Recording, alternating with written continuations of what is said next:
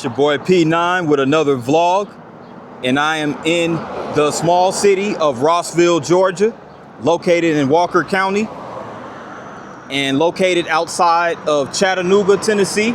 So Rossville is a small town within the Chattanooga metro area.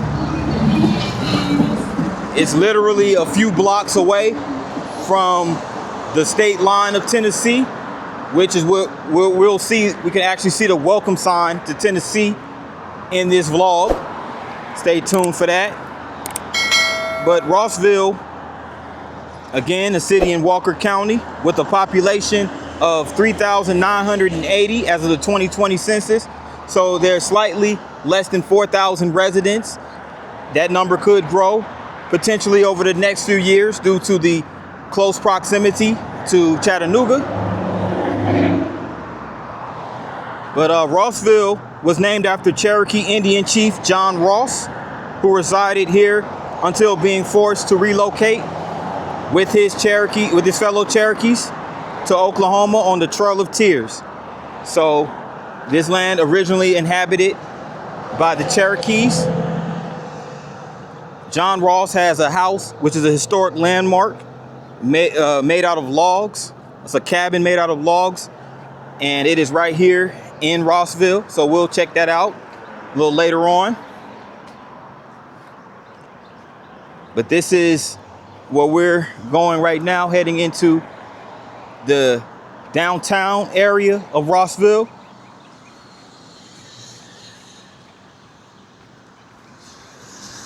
So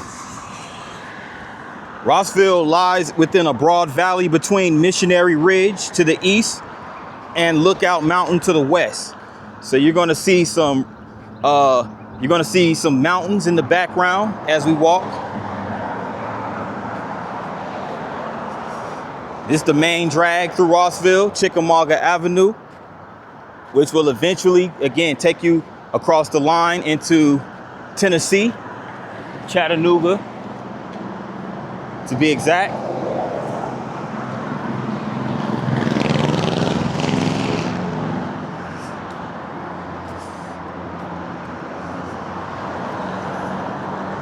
So it looks like we have this office building. It's a pretty good sized office building for a city as small as Rossville. It's like a four-story office building.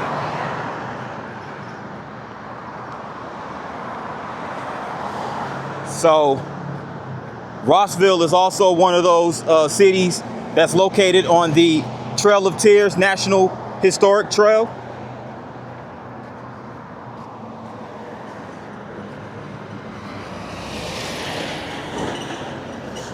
I know you guys can see those mountains in the background, which are actually located in Tennessee. We're in the far northern reaches of Georgia now, which is where Rossville is located.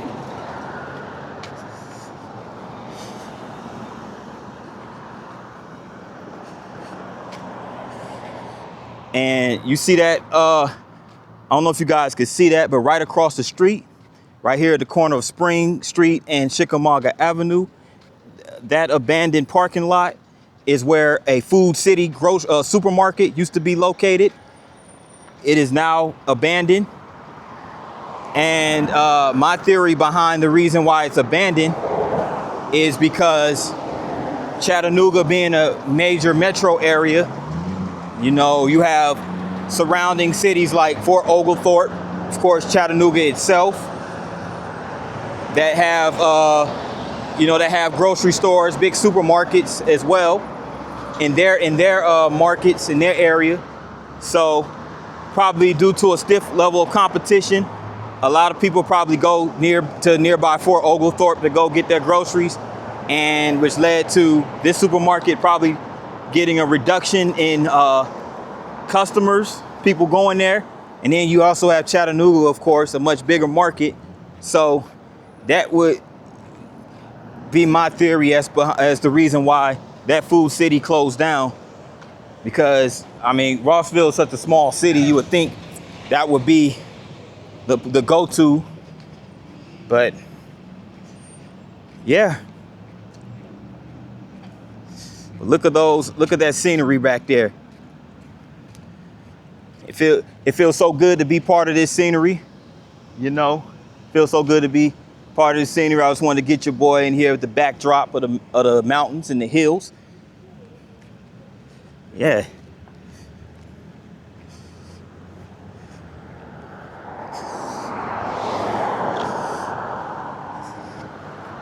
McFarland United Methodist Church.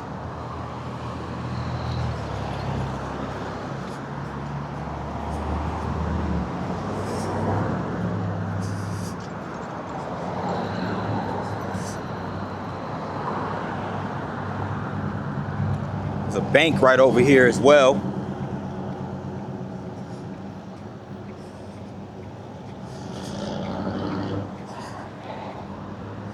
And on my left is actually the historical building, which is the post office. It's the United States Postal Service, U.S. Post Office right there. Still functions as a post office right here in Rossville.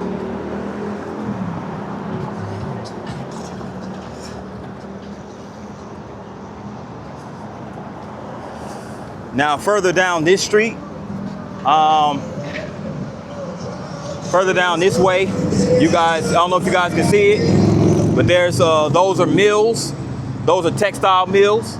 Chickamauga, after the removal of the Cherokees on the Trail of Tears westbound, you can see right there, you guys could probably see it, some mills over there, textile mills. Rossville was, it had an industrial history as well, right here in the mountains.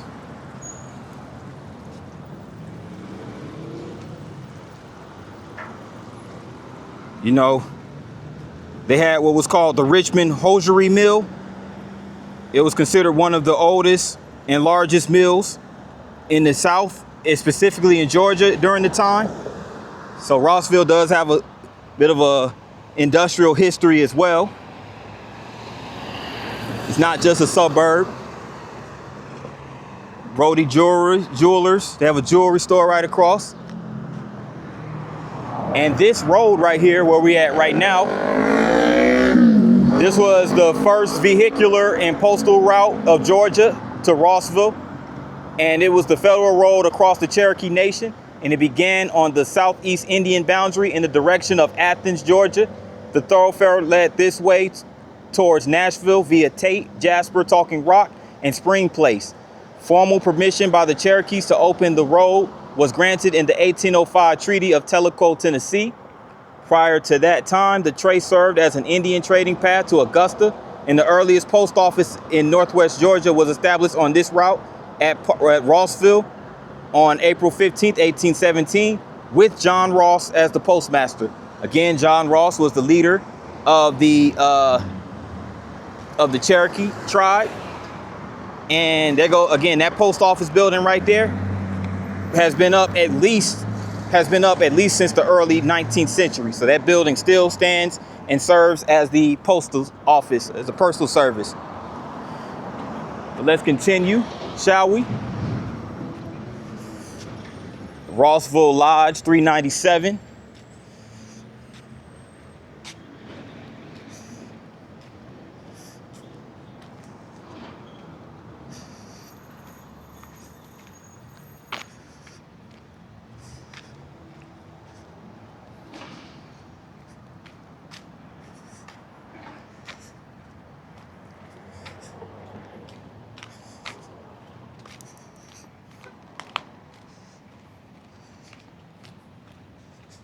And this is East Gordon Avenue. It's at the corner of McFarland Avenue and East Gordon. They have a GT Distributors building right here. And again, there goes McFarland Methodist Church up that way. But we're gonna go down East Gordon Avenue. We'll go down East Gordon.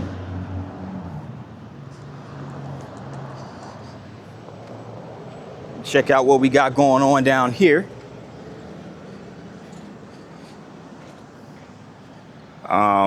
This is the Ford bail bonds, 423 area code, and has a Tennessee state sign, which indicates that we're actually in Tennessee now. We're right at the state line of Georgia and Tennessee. This is Roy's Grill. They look like they're closed. It looks like a very historic diner right here at the Tennessee-Georgia state line. Apparently they serve fish and chips, waffles and chicken. It says, warning, under Georgia law, there is no liability for injury or death of an individual entering these premises. So it has the under Georgia law sign right there. So Roy's Grill must be still located in Georgia. Restaurant Roy's Grill. It's a staple right here in Rossville. Across the street, there's a Dollar Tree and a little shopping center. Parking around the corner. Okay.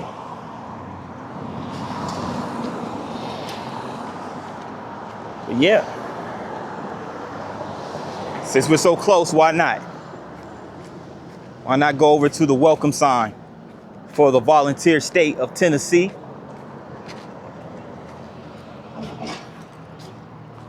This looks abandoned. Looks like it used to be a convenience store or a liquor store. One art studio called Create. Some nice artwork right there. It says dream big. Absolutely.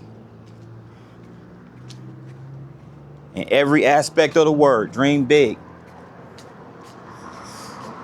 And this is the Rossville branch of the Tile Gallery.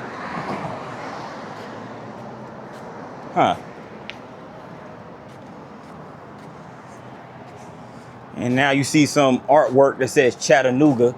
So let me go around here. There goes the Tennessee welcomes you sign. So welcome to Tennessee. As you can see right here. So Rossville literally straddles the state line of Georgia, Tennessee. It says, welcome to Chattanooga city limits, sister city of Ham, Germany, Givatayim, Israel, Wuxi, China, Nizhi Tagil, Russia, Yangon, South Korea, Wolfsburg, Germany, and Tono, Japan. So Chattanooga, Tennessee has a lot of sister city relationships. But yeah, this is right across the state line. So you have the state line just peachy into Georgia. So it represents Georgia and the Tennessee state line. But guys, I had to come check that out.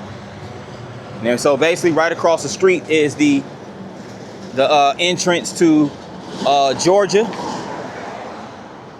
Highway 27, US 27, heading southbound and heads northbound into Tennessee. I'm over here at this beautiful John Ross Commons Park.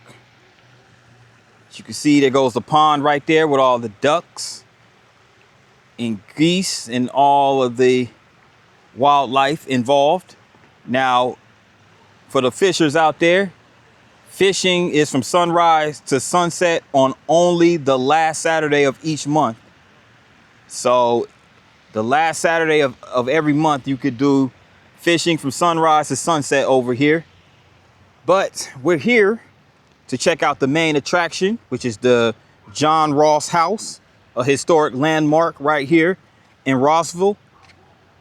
And John Ross is the namesake of Rossville, the principal chief of the Cherokee Nation between 1828 to 1866, serving that position longer than any other person. And John Ross was a Cherokee chief of what was considered Euro-Indigenous American descent, meaning his mother was a Euro-Indigenous American woman from the Cherokee Nation, and his father was Euro he was a European man from Highland, Scotland. So it looks like he was of mixed race, mixed heritage. But yeah, this is the historic John Ross home. You can see it's a log cabin. It's no longer open for, tours. It's basically fenced off and classified as private property. But it doesn't stop us from actually looking from it from afar. So, yeah, private property, but it is the home of John Ross, great chief of the Cherokees, born 1790 and passed away 1866. This marker was by the William Marsh chapter of the Daughters of American Revolution. And Chief John Ross, Freemason, on May 29th, 1963, the Grand Lodge of Georgia free and accepted Masons with M.W. Brother Ralph A. Perry, Grand Master, presiding, dedicated this restored house of John Ross House, the principal chief of the Cherokee Nation.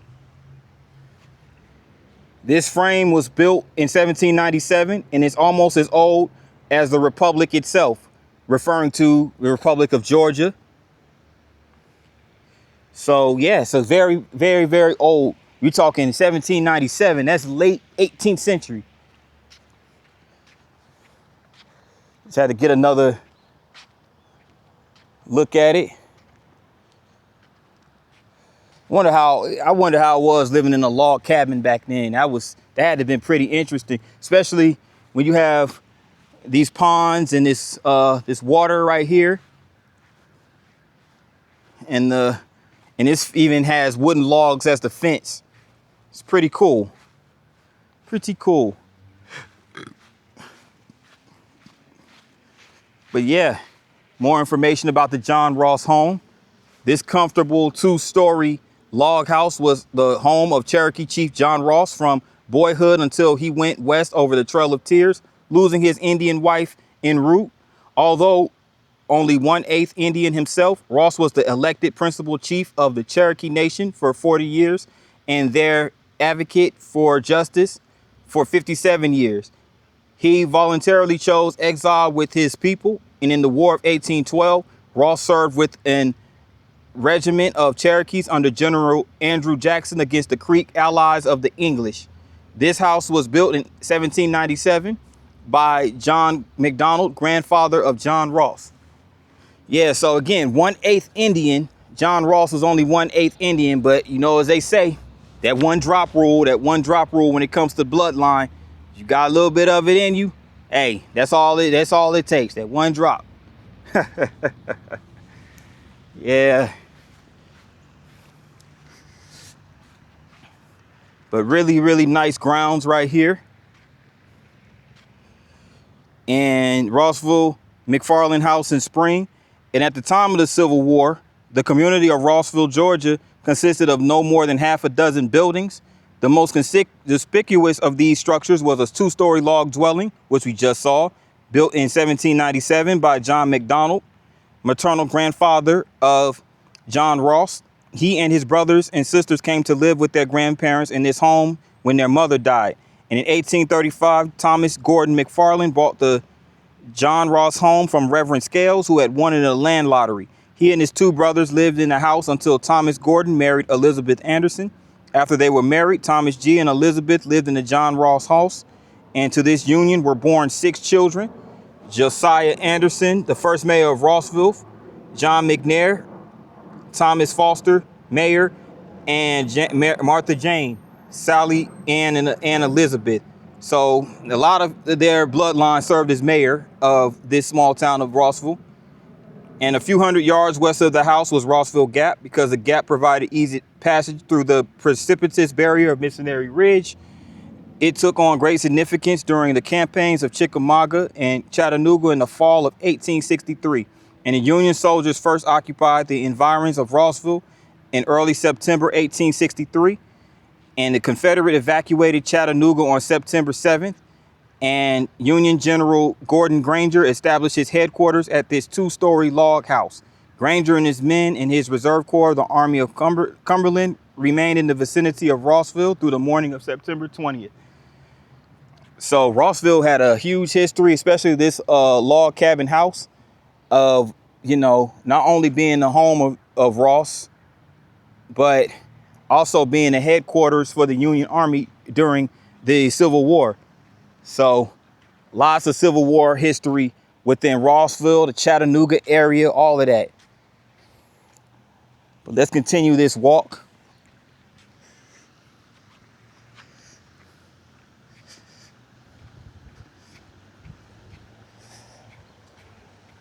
You know, I'm a huge fan of green spaces, history, and of course, sculptures and artwork. You can see that nice view of those mountains right there, that ridge.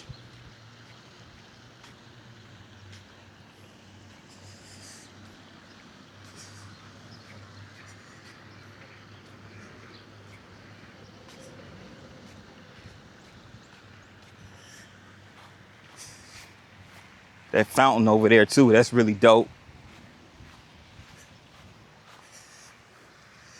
Walter Rocks Calm. So this is just Walker County Recreation Commission.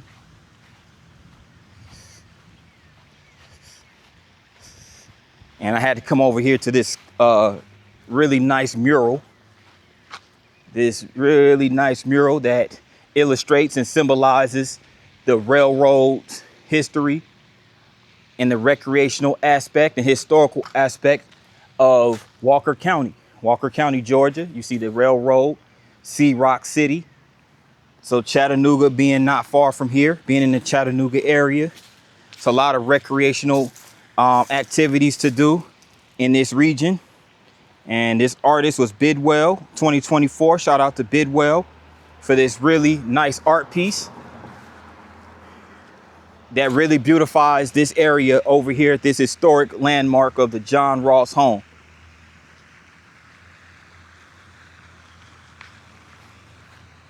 But yeah.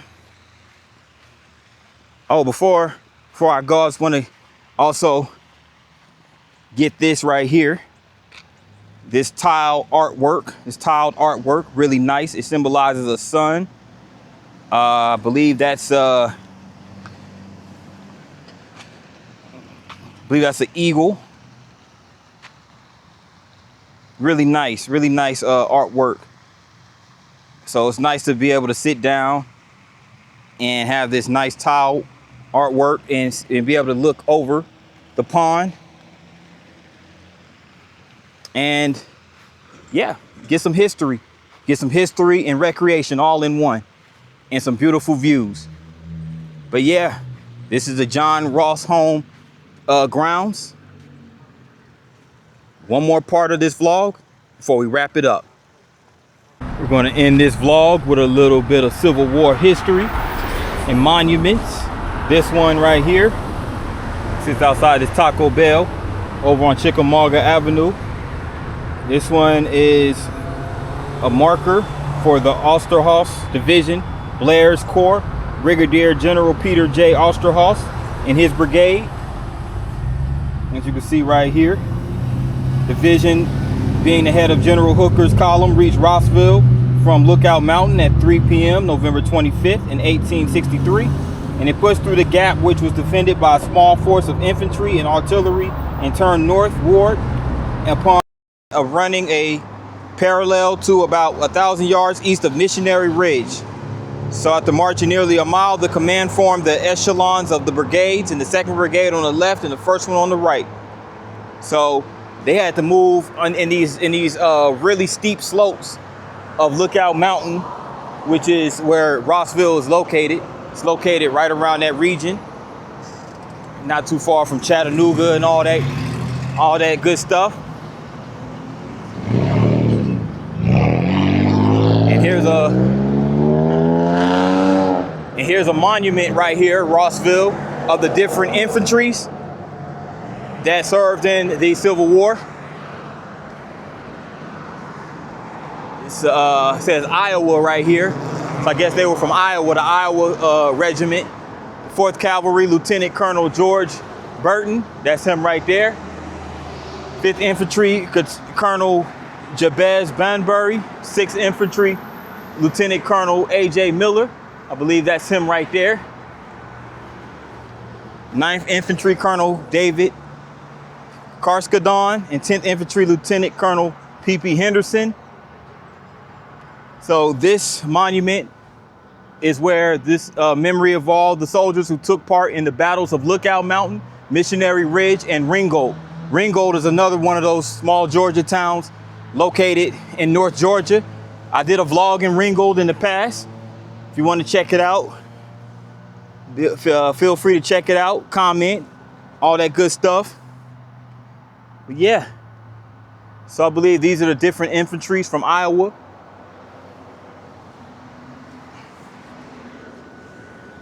Very, really cool sculpture. And by the way, as you head into Chattanooga, passing, going down Chickamauga from Fort Oglethorpe, you're gonna pass through Rossville, and this is gonna be one of the first monuments you see heading northbound. So yeah, pretty cool. And this is called the Rossville Gap. Now his marker right here is really, it's really damaged. It's a lot of damage right here. But in short, it just tells you about General Braxton Bragg and his Confederate Army of Tennessee, who participated in the Chickamauga campaign to block the Federal Army from reaching Chattanooga. So this Rossville Gap was en route to Chattanooga. And it just talks about how on September 21st, 1863, Chickamauga and Chattanooga had experienced General William Rosecrans and the Federal Army looking to advance on the Rossville Gap. And being around 8 p.m. on the 21st, Union Army Commander William Rosecrans started pulling his army back towards Chattanooga. The withdrawal from Rossville continued unopposed throughout the night. And by the pre-dawn hours of September 22nd, the final Federal pickets in Rossville had fallen back towards Chattanooga. So this was one of the major roads from Rossville over into Chattanooga, which again is a few blocks away. If you go to the Tennessee state line, you'll reach Chat. But yeah, really cool monument right here, commemorating the soldiers who lost their lives in the Civil War right here in Rossville. And with that in mind, good people, this concludes the vlog right here in Rossville. I'd like to thank you guys for rocking with me. If you made it this far, make sure you tap the like button. Also, those new to the channel, make sure you hit that subscribe button along with the notification bell. And once you hit the bell, make sure you hit that notification bell, or make sure you select all. That way you get notified every time P9 drops a new vlog or live stream. With that in mind, good people, thanks again for watching from Rossville, Georgia. Signing out. Peace.